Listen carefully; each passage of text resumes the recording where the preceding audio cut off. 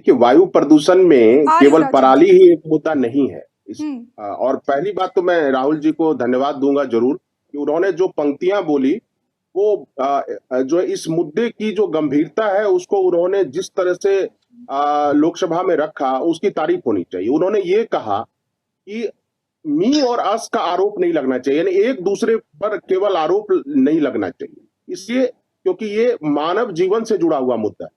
और देखिए, जो किरण रिजिजू ने कहा कि बिजनेस एडवाइजरी काउंसिल में भी कांग्रेस की तरफ से ये मुद्दा उठाया गया, लेकिन रिजिजू जी ने कोई बहस का टाइम नहीं निर्धारित किया है। सरकार के पक्ष से ये ट्रेजरी बेंच से नहीं आया कि इस पर कभी चर्चा होगी, या चलो संसद में चर्चा नहीं भी हो रही है तो ऑल पार्टी एक मीटिंग हो, उसको एक्सपर्ट के साथ आप डील करें, क्योंकि ये जो है लाइफ थ्रेटनिंग प्रॉब्लम।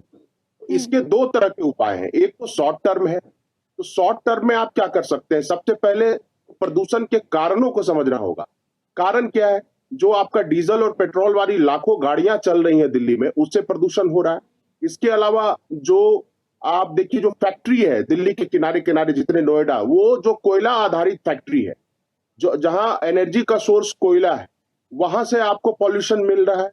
और जो निर्माण कार्य होता है उसका पॉल्यूशन है। उसके बाद जो फॉरेस्ट रेशियो जो है वो कम है दिल्ली में। दिल्ली क्या, पूरे नॉर्थ इंडिया में कम है। नॉर्थ ईस्ट इंडिया में फॉरेस्ट रेशियो ज्यादा है। तो उसका एक ऑप्शन सरकार कर सकती है कि देखिए, किसी भी चीज को प्रोत्साहित किया जाना चाहिए। कैसे? आप जर्मनी में अगर जाएंगी और वहां देखेंगे कि अगर कोई कूड़ा रखा हुआ है या कोई आर यू प्लास्टिक राजीव जी? कूड़ा है, विकास जी कंप्लीट कर ले। उसको अगर आप उस एक डेडिकेटेड मशीन होता है उसमें आप डालेंगे तो आपको यूरो मिलेगा उसके बाद। तो एक जो है कार्बन क्रेडिट, एक कॉन्सेप्ट है, उसको लागू करना चाहिए। जिन राज्यों में वन का अनुपात 33% से ज्यादा है तो उनको कार्बन क्रेडिट के हिसाब से पैसे देने चाहिए। इंडिविजुअल को प्रमोट करना चाहिए कि मान लीजिए आपने 4 पेड़ लगाए हैं तो वो आपको 10 साल के लिए कुछ पैसा मिले, तो उसको आप थोड़ा इकोनॉमिक बेनिफिट से भी जोड़िए, तो वो प्रैक्टिकल होगा। उसको फिर गवर्नमेंट, स्टेट गवर्नमेंट भी अपने स्तर पर लागू करेगी ताकि वृक्षारोपण हो। और ये दिल्ली में ही केवल वृक्षारोपण की बात नहीं है, पूरे उत्तर भारत में। और जब दूसरी बार मुझे मौका देंगे तो मैं वन अनुपात पे चर्चा करूंगा, क्योंकि वो एक शॉर्ट टर्म ऑप्शन है। लॉन्ग अभी ईवी जो गाड़ियां हैं, ईवी जो गाड़ियां हैं उसमें ज्यादा से ज्यादा सब्सिडी दी जाए। अभी मेरे पास जो कुछ आंकड़ा है उसके अनुसार दिल्ली में पिछले 3-4 साल से जो सब्सिडी दी गई है उसमें 49 करोड़ रुपए सब्सिडी का बकाया है सरकार पर। यानी जो सब्सिडी वापस जाना चाहिए ग्राहकों को, वो नहीं गया ईवी खरीदने के बावजूद। तो जनता कैसे उत्साहित हो? कि जिस तरीके से पर्यावरण मंत्री ने लोकसभा में अपना बयान दिया, भूपेंद्र यादव ने कहा कि इस वर्ष जनवरी-नवंबर की अवधि में दिल्ली का औसत AQI यानी कि एयर क्वालिटी इंडेक्स जो 2018 में 213 था, वो कम होकर 187 हुआ है। 2025 के दौरान दिल्ली में एक भी दिन AQI 450 नहीं हुआ है। और इस पर अब कई सारे सवाल खड़े हो रहे हैं कि आखिरकार जिस तरीके से भूपेंद्र यादव कह रहे हैं कि AQI 450 से पार नहीं हुआ, ऐसी कई खबर निकलकर सामने आई कि दिल्ली के कई इलाके में तो AQI इस बार 600 पार तक गया है। देखिए, उन्होंने लगता है पब्लिक कंजम्पशन के लिए बयान दे दिया, वो बयान मुझे उचित प्रतीत नहीं होता।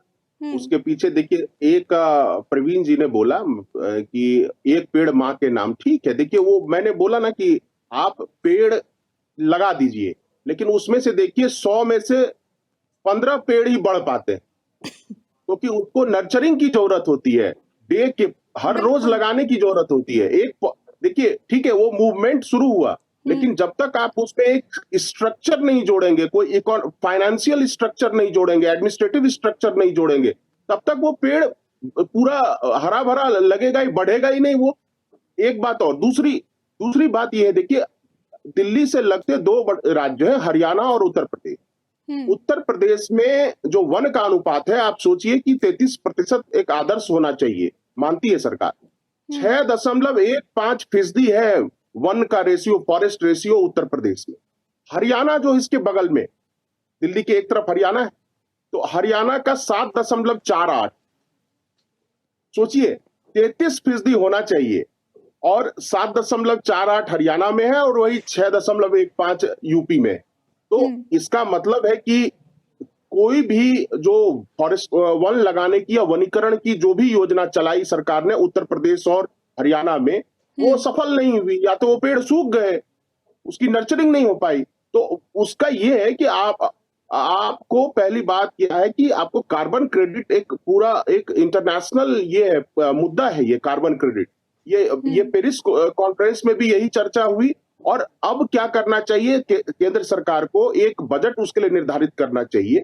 जैसे आप शिक्षा के लिए बजट निर्धारित करते हैं, उसी तरह इसके लिए भी एक बजट निर्धारित करना चाहिए। और ये बजट इस रूप में हो सकता है कि अगर मान लीजिए 7% है, 7.48 हरियाणा का है, तो अगर एक साल में आप 2.5% के भी हिसाब से वन बढ़ाएंगे तो आपको 1000 करोड़ रुपए दिया जाएगा। तो आप जब तक बजट, उसके बाद बहुत सारे ऐसे पेड़ होते हैं रिद्धि जी जो 10 साल के लिए लगाए जाते हैं, जिसकी लुगदी बनती है या जिसका सनमाइका बनता है। बहुत सारे ऐसे लकड़ी के वो 10 साल के लगाए जाते हैं, ऐसे पॉपुलर है, मेंथॉल है।